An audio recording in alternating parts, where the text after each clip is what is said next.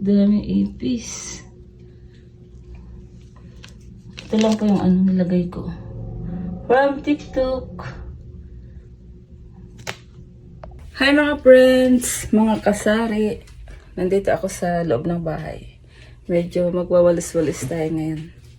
Mamaya pala ipapakita ko sa inyo yung mga ipis sa aming kusina na mga namatay. Dahil dun sa ating ipis powder na nilagay para pamatay sa ipis na ating in-order sa TikTok. Ay, nagwawalis po tayo dito sa may hagdan papuntang kusina.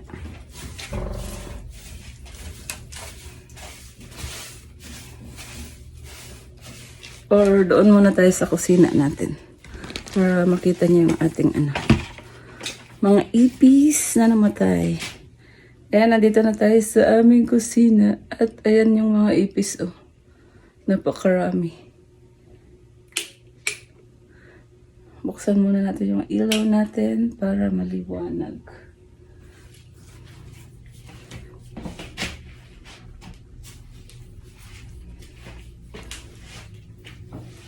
Diyan! Ayan po, napakaraming ipis. Dahil pala ang paglagay nito ay araw-araw, buong taon para hindi na bumalik yung mga ipis. Tsaka merong powder na para expired na. Parang maganda yung in-order ko sa TikTok.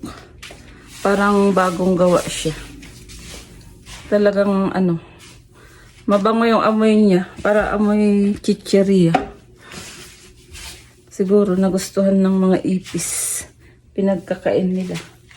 Kaya ayan Ayan, napakakapal Sobrang dami, ayan.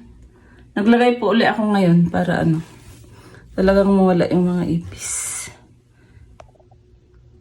Ayan po sila Mga namatay na. Napakarami, ayan.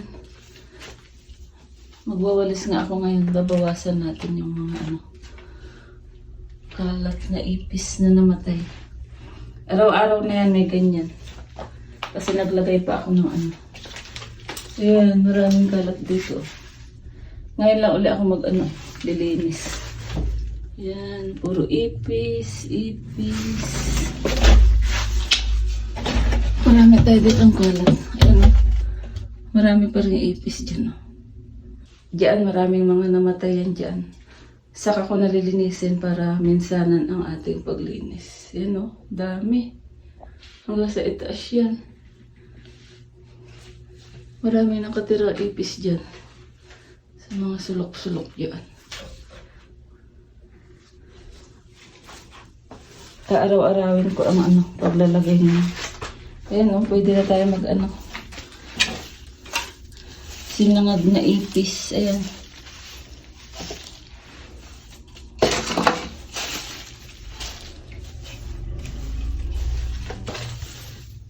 Dati itong aming kusina.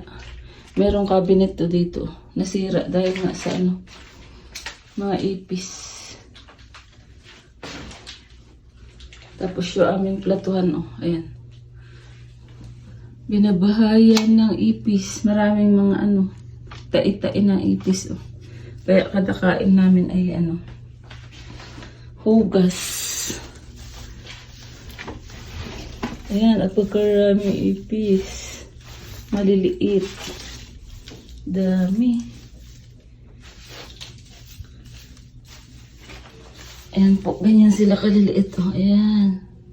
Dami ipis. Ito lang po yung nilagay ko. From TikTok.